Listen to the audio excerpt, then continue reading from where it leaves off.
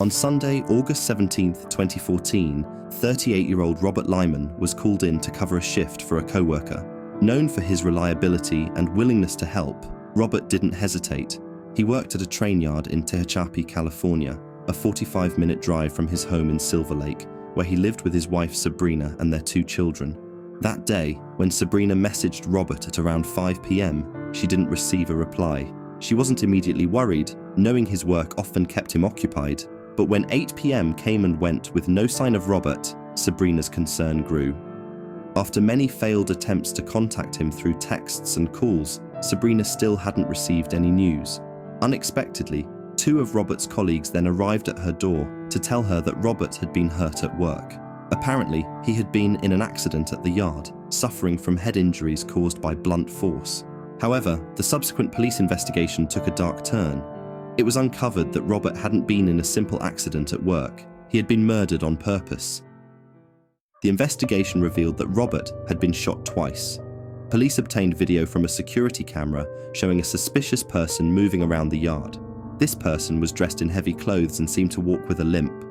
Police considered the idea that Robert might have been killed during a robbery at the railway yard, especially since it looked like someone had gone through his office. But this theory didn't hold up well, as there were other places nearby that would likely have more valuable items to steal. It looked like Robert was the specific target of the attack.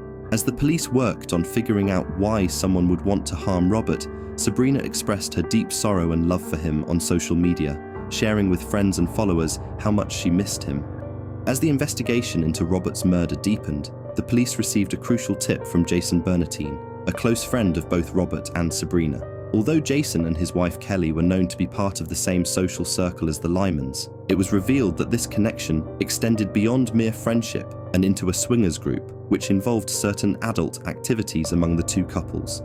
Despite the potentially scandalous nature of this revelation, Jason's call to the police was driven by a more pressing concern regarding another man, Jonathan Hearn.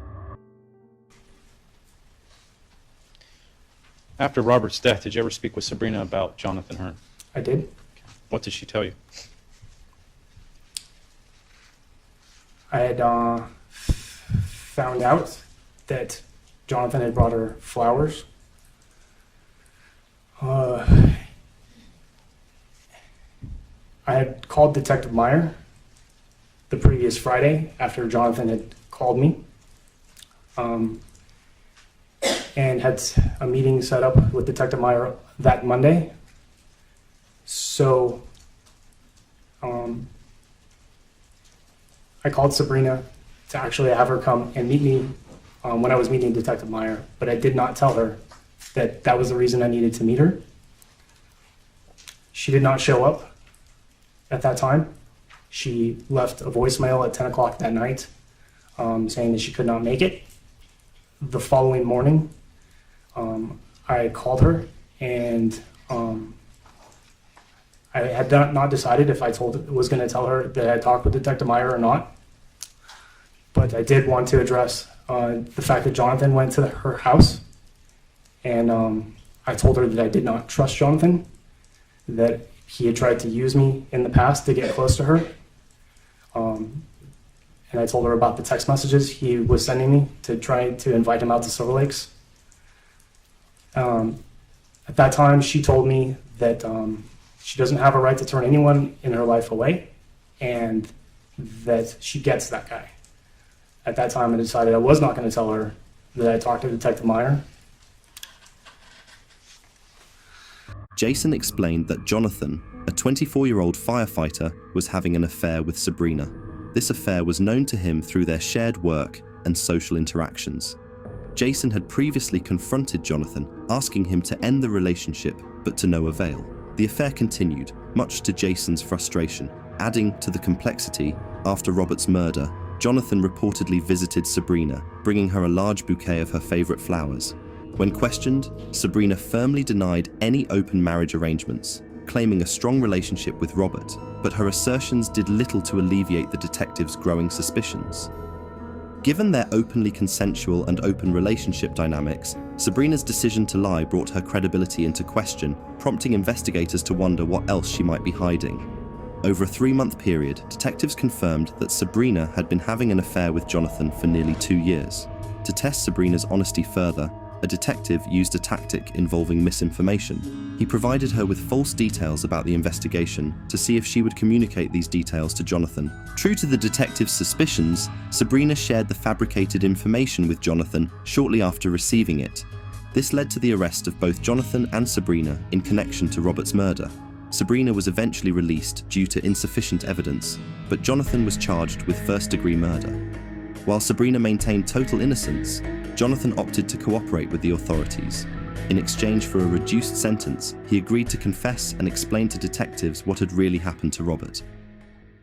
Months after a railroad employee was gunned down at the rail yard in Tehachapi, 2 people are behind bars, one of them his own wife.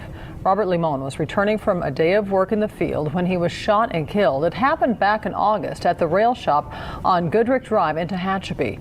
About an hour and a half south of Tehachapi is where Limon had a home in the Silver Lakes area, and just 30 minutes further south is where his wife's alleged lover lived in Hesperia. Pictures from Sabrina Limon's Facebook page show a softer side of her marriage to husband Robert. Every time, like I say, seeing them both together, they were just hugging, kisses, and just happy. The couple, who had 2 children together and are remembered as friends, is happy, and a family who loved to travel. When they'd either going to Pismo Beach and coming back, you know, he'd swing by, and that's what I hear is a really surprise, because they seem like they were just a loving family. But today, family and friends were left in shock after deputies arrested wife Sabrina Limon from Silver Lake and Jonathan Hearn from Hesperia in connection with a 38-year-old father's death. I just shook my head, and I really couldn't believe that Sabrina.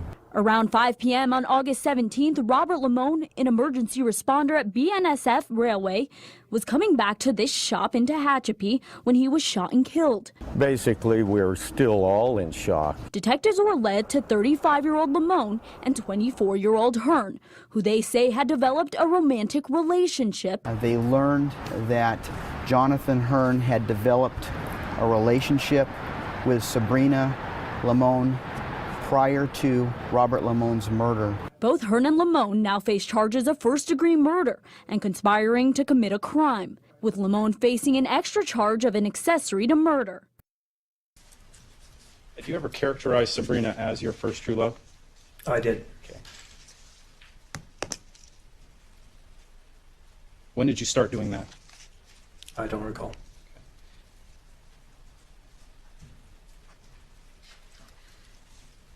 Did you open any accounts, any email accounts based on that? Did you write any letters based on that?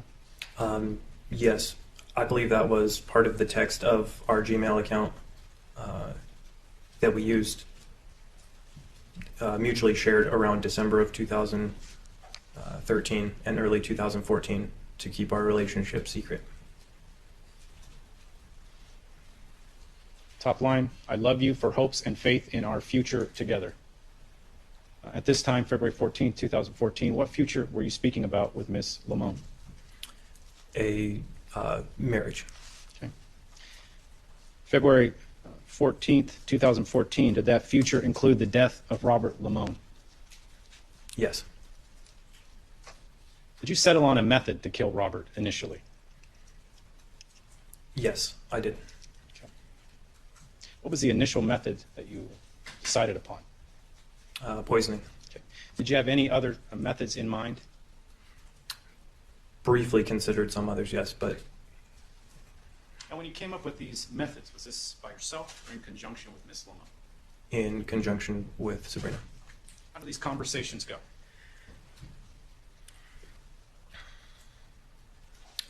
As far as planning the poisoning, or are you saying to progress to getting to poisoning him? The initial decision as to what method you would use to try to kill Robert. I don't remember how the conversation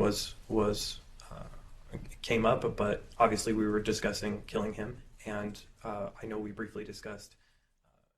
The prosecution painted the picture of Sabrina's motives, suggesting she planned Robert's murder to start a new life with Jonathan.